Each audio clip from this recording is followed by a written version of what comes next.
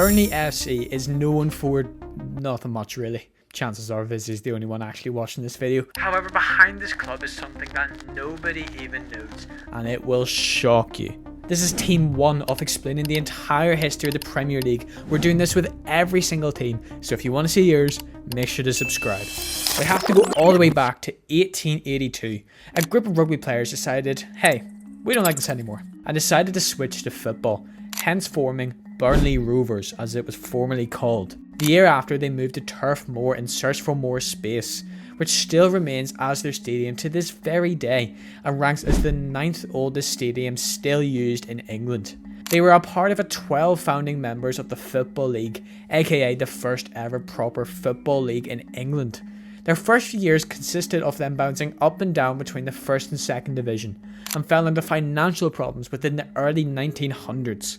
They bounced back and climbed back to glory, winning their first FA Cup in 1914, as well as the First Division Championship 6 years later, and quickly established themselves as one of the best teams in England. However, an aging squad and further money problems led to their downfall, dropping back into the 2nd division and remaining there around mid-table. The 1930s was a huge struggle for Burnley, as they struggled in the 2nd division up until World War II hit, which suspended all games.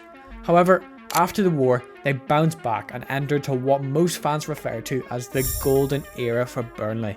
They fought back the first season post-war and shocked everyone, reaching promotion from the 2nd division and even finishing as runners-up of the FA Cup.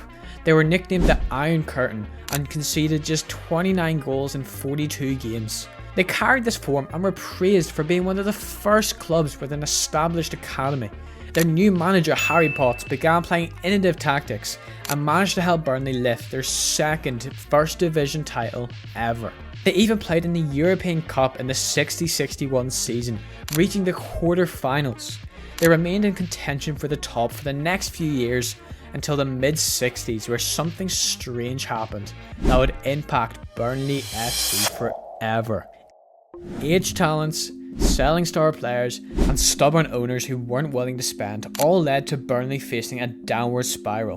And with growing teams like Man United and Liverpool, Burnley began to lose their place at the top, and in 1971, after 24 years on top, Burnley were relegated to the 2nd division, marking the end of their golden era. They briefly recovered, earning promotion back the next season, and remaining as a mid-table team. However, after being relegated in 1976, it wasn't as easy to come back from this. Instead, it began a decade's worth of complete destruction. They began to decline in the 2nd division due to financial pressure and were resultantly relegated to the 3rd division for the first time ever in 1980. And it wasn't going to stop there, as they dropped down further to the 4th division in 1985. This brings us to May 9th, 1987. Burnley sat in 21st place in the 4th division on the final day.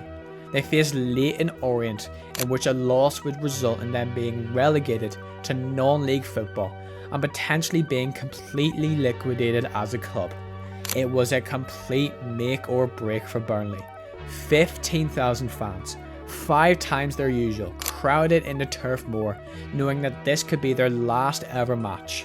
What made it worse is that there were 3 other teams that were in danger too. If they were all to win, Burnley would still go down, meaning it was a must-win game for Burnley. And well, they did it. This is Groocock still. Groocock. Oh, Groocock, what a goal! What a fantastic shot by Neil Groocock. Groocock's kick. Oh, Ian Britton. Britton has scored the 2nd for Burnley. Would you believe it? What a header. They narrowly beat Leyton Orient 2-1 in a game that would go on to save Burnley as a football club, as they managed to survive the 4th division. Despite this, the problems still weren't over. Crowds were low, financial problems persisted, the stadium was crumbling, they still weren't rescued yet. However, a new generation of young players and fans ignited this fire again.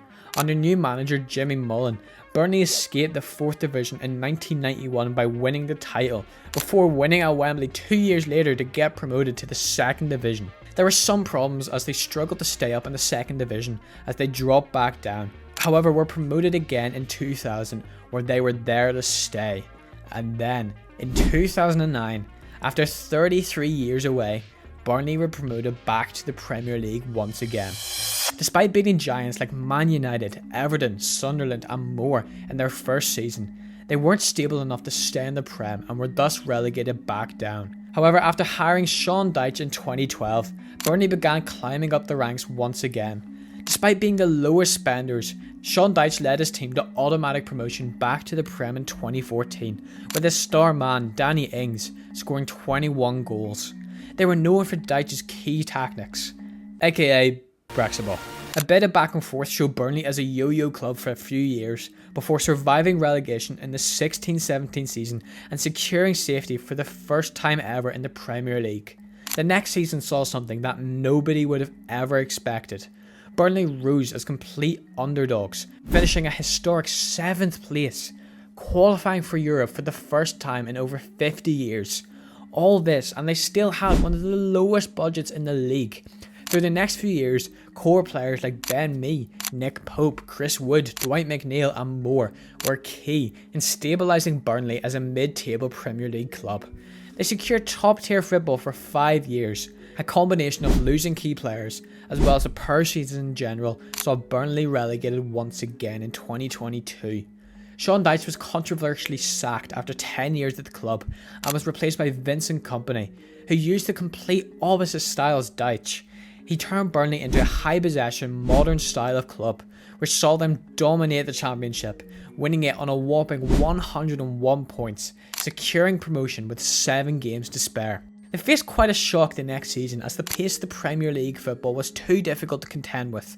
A mix of that and bigger clubs dominating the field, Burnley couldn't survive and finished 19th, going down once again. Kompany left for Bayern Munich because I guess they wanted a relegated manager, and was replaced by Scott Parker, who after a strong season in the Championship were promoted again. So after going their last 33 games unbeaten, as well as keeping 30 clean sheets in the Championship, will they survive the season? While you think, let me remind you that I'm doing this with every single Premier League club before the season starts. So if you want to see your club, make sure to subscribe and check out this video here.